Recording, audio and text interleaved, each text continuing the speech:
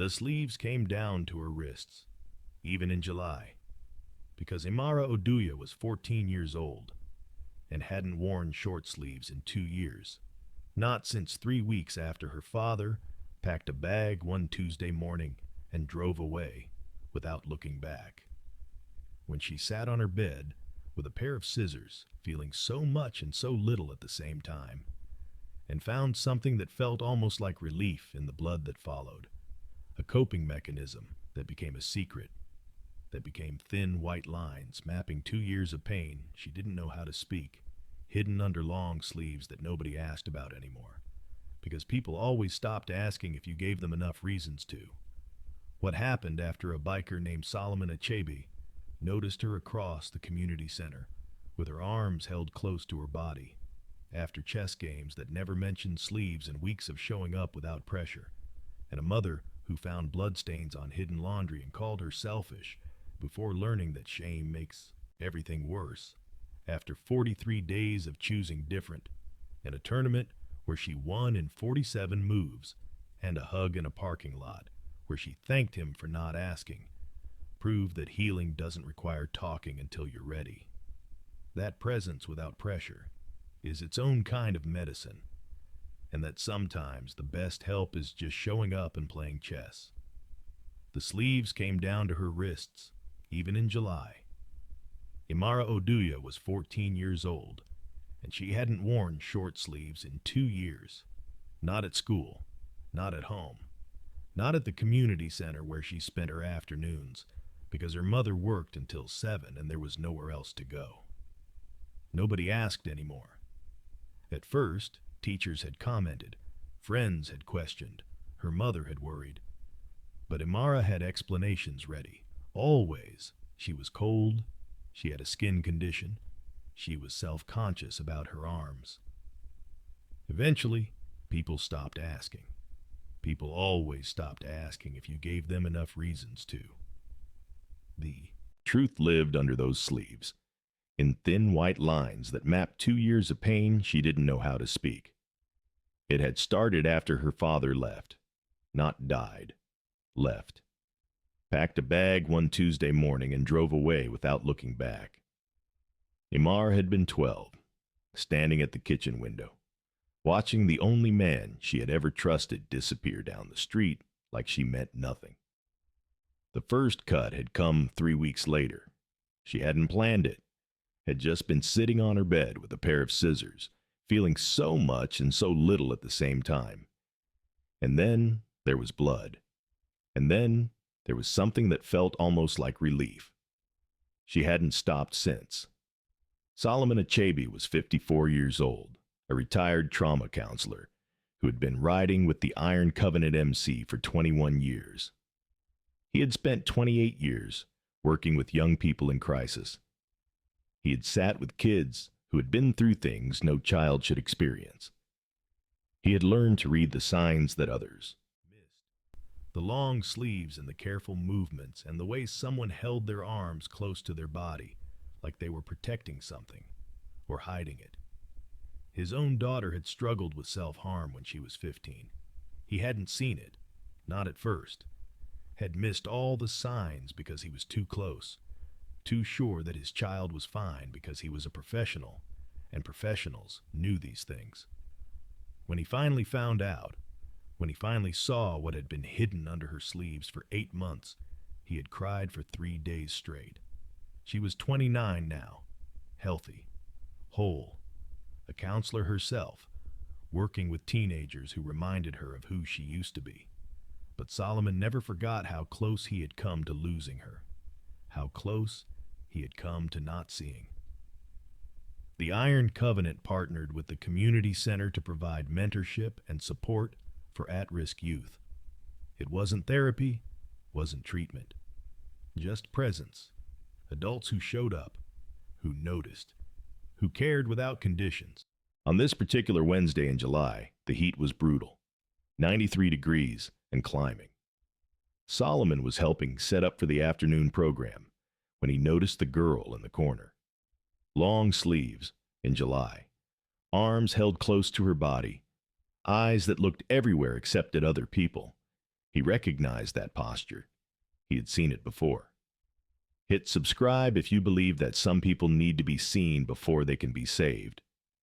Comment the name of your city and share this with someone who needs to know that healing doesn't require talking until you're ready. Solomon didn't approach her directly.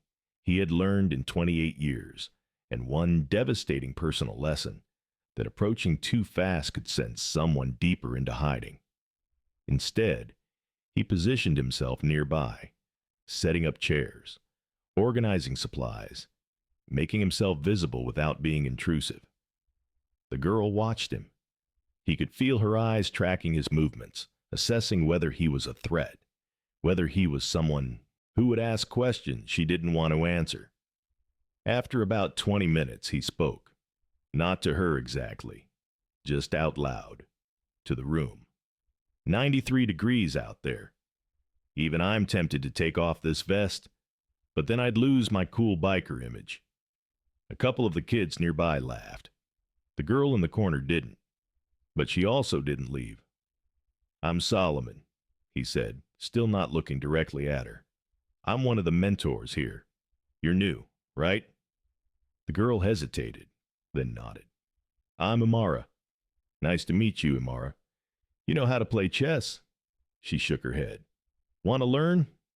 I've got a board over there and nobody around here can beat me. Gets boring. Imara studied him for a long moment. He could see the calculation happening behind her eyes. Was this safe? What did he want? What would she have to give in return? Okay, she finally said. They set up the chessboard at a table in the corner, away from the other kids. Solomon explained the basics, how each piece moved, the objective, the strategy of thinking several moves ahead. Imara picked it up quickly. She was smart, clearly, probably too smart for her own good. The kind of smart that meant she thought too much and felt too deeply and didn't know what to do with either. They played 3 games. He won all 3, but she got better each time. Not once did he mention her sleeves. The chess games became a routine. Every Wednesday and Friday, Imara came to the community center. Every Wednesday and Friday, she found Solomon at the chessboard, waiting without waiting, available without being pushy. They played game after game, talking about nothing in particular. School, music, the book she was reading, the motorcycle he rode, safe topics, surface things. Imara started winning sometimes. Her mind worked in patterns and strategies, and once she understood the game, she became formidable. Solomon told her she could probably compete if she wanted. She shrugged and said she didn't like competition. He didn't push. 3 weeks in, she started showing up on days he wasn't scheduled to be there. One of the other mentors, a woman named Patricia, mentioned it to him. That girl you've been playing chess with. She came by yesterday looking for you. Seemed disappointed when you weren't here. Solomon felt something warm and worried in his chest. What did she do? Just sat in the corner, didn't talk to anyone. Left after about an hour. He nodded slowly. I'll come by tomorrow. Let her know I'll be here. He understood what was happening. Imara was attaching, starting to trust. That was good. But it also meant she was vulnerable. And vulnerable meant the walls might start coming down. And when walls came down, sometimes everything behind them came flooding out. He needed to be ready for that. If you're enjoying this story, hit that hype button right now. It's free, takes a second, and helps this video reach more people who need to see it. Now back to the story. The moment came on a Thursday in August, 98 degrees. The air conditioner at the community center was struggling, and everyone was sweating except Imara, who sat at their usual table in her long sleeves, not sweating because she had taught herself not to show discomfort, not to draw attention, not to give anyone a reason to look too closely. Solomon set up the chessboard. They played in silence for a while. He could feel something different in the air, a tension that hadn't been there before. Halfway through the game, Imara made a bad move. Obvious, careless, not like her at all. Solomon didn't take advantage of it, just waited. "You're distracted today," he said quietly. Imara didn't respond at first, then without looking up. "My mom found out." "Found out what?" The question was gentle, open, no pressure. Imara's hands trembled slightly. She reached for her queen, then pulled back, about my arms. Solomon kept his face neutral, his voice steady. "What happened?" "She was doing laundry, found a shirt with blood on it. Thought I had hidden it better." "What did she say?" Imara's eyes filled with tears. "She said she was disappointed in me. She said she didn't understand why I would do that to myself. She said I was being selfish." The words came out jagged, broken. Solomon felt a familiar anger rise in his chest. Not at Imara, never at Imara, but at a world that didn't teach people how to respond to pain without making it worse. "Can I tell you something?" he asked. Imara nodded, still not looking up. "What you're going through isn't selfish. It's a coping mechanism, a way your brain learned to deal with pain that felt impossible to carry. It's not healthy, and it's not the answer, but it's not selfish. And you don't deserve to be shamed for it." Imara's tears spilled over. "I don't know how to stop," she whispered.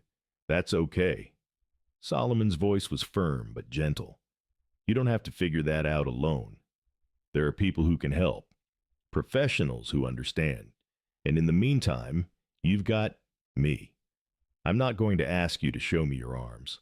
I'm not going to make you talk about anything you're not ready to talk about. I'm just going to keep showing up, playing chess, being here. That's my job. Your job is just to keep coming back." Imar looked at him for the first time since the conversation started. "Why do you care?" "Because I've seen this before." Solomon paused, weighing how much to share. "My daughter, when she was your age, I almost missed it. Almost lost her because I didn't know what to look for. By the time I found out, she'd been struggling for 8 months alone. What happened to her? She got help. It took time. It wasn't easy. But she's 29 now. She's a counselor. She helps kids like you." He met Imara's eyes. "You can get through this. I know because I watched someone do it. If Bike Diaries has become part of your week, consider joining the channel membership. Just a couple bucks a month keeps these stories coming. Links below. And hit that hype button if you haven't already." Now back to the story. Solomon called Imara's mother the next day. Her name was Chiamaka, and she answered the phone like someone who was expecting bad news. When Solomon explained who he was, what he did, and why he was calling, there was a long silence on the other end. "I didn't know what to say to her," Chiamaka finally admitted. "I saw those marks and I didn't understand. I thought I was doing everything right, working hard, keeping a roof over our heads, making sure she had what she needed. How did I miss this?" "You didn't miss it because you weren't looking," Solomon said gently. "You missed it because she was hiding. And she was hiding because she was ashamed. And she was ashamed because we live in a world that treats pain like weakness instead of treating it like pain. What do? You love her. You don't shame her. You get her professional help. And you learn, both of you, that this isn't about what you did wrong or what she did wrong. It's about finding better ways to cope with a world that's sometimes too heavy." Chiamaka was crying now. "I told her she was selfish. I didn't mean it. I was scared. I saw those marks and I thought I was losing her." "You're not losing her." Solomon's voice was firm. "But she needs to hear that from you. She needs to know that you're not disappointed in her, that you love her even though she's struggling, especially because she's struggling." There was a long pause. "Will you help us?" Chiamaka asked. "I don't know how to do this. I don't know where to start. That's what I'm here for." The following weeks were hard.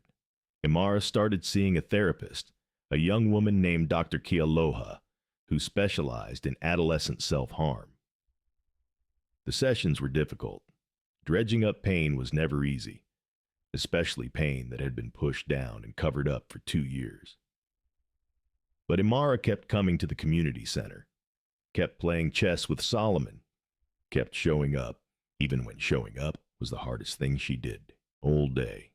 They didn't talk about therapy, didn't talk about her arms, just played chess and discussed books and debated which rapper was the greatest of all time, a conversation that got surprisingly heated, considering neither of them was under 60 or over 40. Solomon let her set the pace, let her bring up what she wanted to bring up, when she wanted to bring up it. His job wasn't to fix her. His job was to be there while she learned to fix herself. One afternoon in September, Imara showed up wearing a 3/4 sleeve shirt. It wasn't short sleeves, but it was shorter than anything she had worn in 2 years. The fabric stopped just below her elbows, revealing forearms that were unmarked, whatever scars she carried hidden higher up. Solomon noticed, said nothing. They played chess. He won the first game. She won the second. They argued about music again. At the end of the session, as Imara was packing up, she paused. "I haven't done it in 43 days, she said quietly. "Not since I started therapy." Solomon looked at her. "That's 43 days of choosing different," he said. "I'm proud of you." Imara's eyes filled with tears, but she didn't cry. She just nodded. "Thanks for not asking," she said, "about my arms, about any of it. You would have told me when you were ready. And you did. What if I hadn't been ready? Then I would have kept waiting." Solomon smiled. "I'm patient. Comes with age." Imara almost laughed. Almost. It was the closest to happy he had seen her look in months. The chess tournament was her idea. A community event. Kids from the center competing against each other. Small prizes donated by local businesses. Imara had been hesitant at first. Didn't like the idea of people watching her, judging her. But Solomon convinced her that she was good enough, that she deserved to be seen doing something she excelled at. She wore a long-sleeve shirt to the tournament. Black, simple, covering everything. Solomon didn't comment. She won her first match, and her second, and her third. By the final round, she was facing a boy 2 years older than her. Someone who had been playing chess since he was 5 and took it very seriously. The room was crowded. People were watching. Imara's hands were shaking. Solomon sat in the back row, watching, not interfering, just present. The game was close, back and forth, move and counter-move. Imara took her time, thinking 3 steps ahead the way he had taught her, not rushing, not panicking. She won in 47 moves. The room erupted, people clapped, cheered. Imara sat frozen for a moment, like she couldn't believe what had just happened. Then she looked at the back row, found Solomon and smiled, a real smile, full and bright and surprised out of her. He gave her a thumbs up. She didn't need anything more. After the tournament, Imara found him in the parking lot. He was leaning against his motorcycle, the evening air finally cooling down from another brutal summer day. She walked toward him, carrying her small trophy, a chess piece mounted on a wooden base. "I did it," she said. "You did it," he confirmed. She stood there for a moment, fidgeting with the trophy, clearly wanting to say something but not sure how. "My therapist asked me what helped," she finally said. "Besides the sessions, besides the techniques, what actually helped me stop?" "What did you say?" Imara looked at him. "I said there was this guy at the community center. Plays chess. Never asked me to roll up my sleeves. Never made me feel like something was wrong with me. Just showed up every week and played chess and waited." Solomon felt his throat tighten. Sometimes that's all it takes, he said. Someone who sees you without making you feel seen. If that makes sense. It makes sense. Imara stepped forward and hugged him. Quick, a little awkward, the way teenagers hug when they're not used to hugging adults. But real. Thank you, she said into his chest, for not asking. Solomon hugged her back, careful, gentle. Thank you for trusting me enough to tell me anyway. Thank you for watching this story about a 14-year-old girl who wore long sleeves in summer because she was carrying scars she didn't know how to explain, and the biker who never asked her to roll them up. Self-harm is not about attention. It's not about weakness. It's a coping mechanism for pain that feels unbearable, used by people who haven't learned healthier ways to process what they're feeling. And the path out isn't through shame or pressure or demands to show what you're hiding before you're ready. Sometimes it's through chess games, through someone who shows up without conditions, through being seen without being exposed. If you or someone you know is struggling with self-harm, reach out. Crisis text line is available by texting HOME to 741741. The 988 Suicide and Crisis Lifeline is there when you need it. To write, Love on Her Arms provides resources and community for those struggling with depression, addiction, self-injury, and suicide. You are not selfish. You are not broken. You are someone who found a way to survive pain that felt impossible. And now, you're learning there are better ways. Subscribe to Bike Diaries. Hit that hype button to boost this video. And if you want to support what we do, the membership link is below. Share this with everyone who needs to remember that healing doesn't require talking until you're ready. That presence without pressure is its own kind of medicine. And that sometimes the best help is just showing up and playing chess. Imara is 15 now. She still sees Dr. Kealoha. She still plays chess with Solomon. And some days, when the weather is warm and she's feeling brave, she wears short sleeves. Not every day, not yet, but she's getting there.